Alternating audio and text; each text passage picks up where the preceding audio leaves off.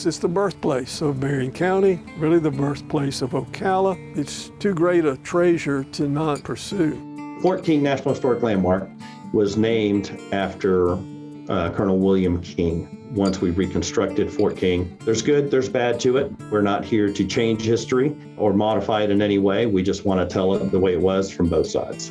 And the foundation's vision is to create a world-class campus, fully recreated Fort King as its #1 exhibit.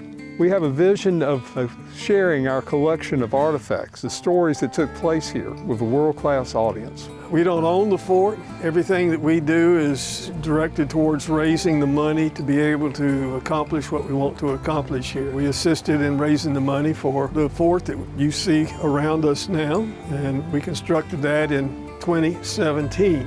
Fort King 6 years ago looked much different than the state you've recently seen it in. We had to remove approximately 486 trees in order to create the historic landscape that you see today. We didn't know exactly where it sat, but we had a pretty good guess due to the previous archaeology work done on site. And now it was the task of deciding what we wanted to build, how we were going to build it, and the landscape we were going to create around it to remain historically accurate. Much of the materials that we find here, we're not just finding them and putting them in a box. The artifacts themselves, many date earlier than the fort. Some date back to the War of 1812, in fact, some of the buttons. So there's a manufacturing range for almost everything, and then there's a use range, and that often could eclipse a person's lifetime as it's handed from one person to the next. These walls were built mostly through donations. Our partners, the City of Ocala and Marion County, have done a great job helping us. But long term, to fulfill the vision we see of a recreated fort, a world-class museum, it's going to take around $15 million. Part of that money is going to come from the state, part of the money will come from federal government, part of the money is going to come from donation, people who want to see this vision come true. We have an 1837 hand-drawn panorama looking from the north to the south on the fort, showing what you can see that is higher than the 16-foot palisades with the main interior building. The fort is the physical size and dimensions of the original fort and sits within 15 feet on top of the original footprint. We have nature trails. We also have a reenactment once a year that we just had, and it commemorates the activities that happened here in 1835. Our #1 reason for being here is the education. Included in that is to make it completely inclusive to all. So we have visitors from all across the state. We have visitors from outside the country, all across the country. The greatest part of this was to involve the Seminole Tribe of Florida from the very beginning. There's nothing we do on the site that we don't run through the Seminole Tribe of Florida. The kids today don't get that type of immersive experience in the classroom. We're able to give that to them by folks that are professional, play the part to the T, and are highly, highly skilled at what they do. You can have all the structures you want, you can have all the reenactment you want, all the programming you want to do, but without the education on the site, the site is still stagnant.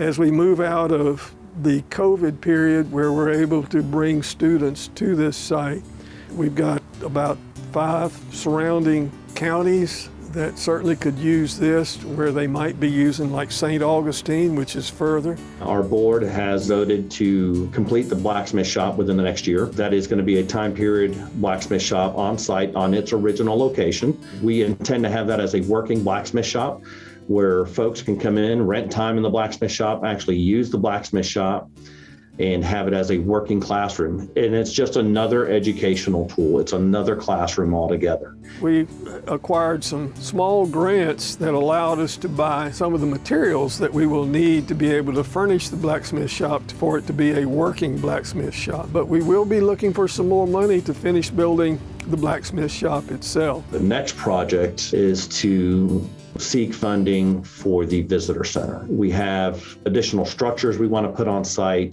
to recreate the entire site for what it was, but the visitor center is really the next big aspect of this. That is where we really get to tell both sides of the story, show it in much greater detail. You can go to our website, fortking.org.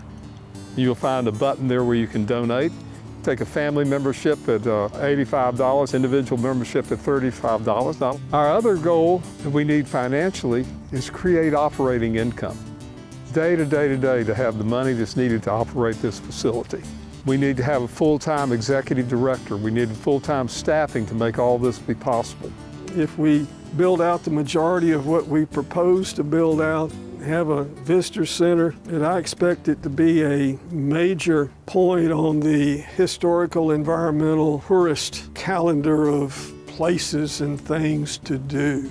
I can see the day when this campus is full. I can see the day when people are going through the museum and looking at the museum, seeing the artifacts and learning the story about what took place here, the tragedy that took place here, the courage that took place here. I can see that day, and I hope others can see that day, that you can see that day.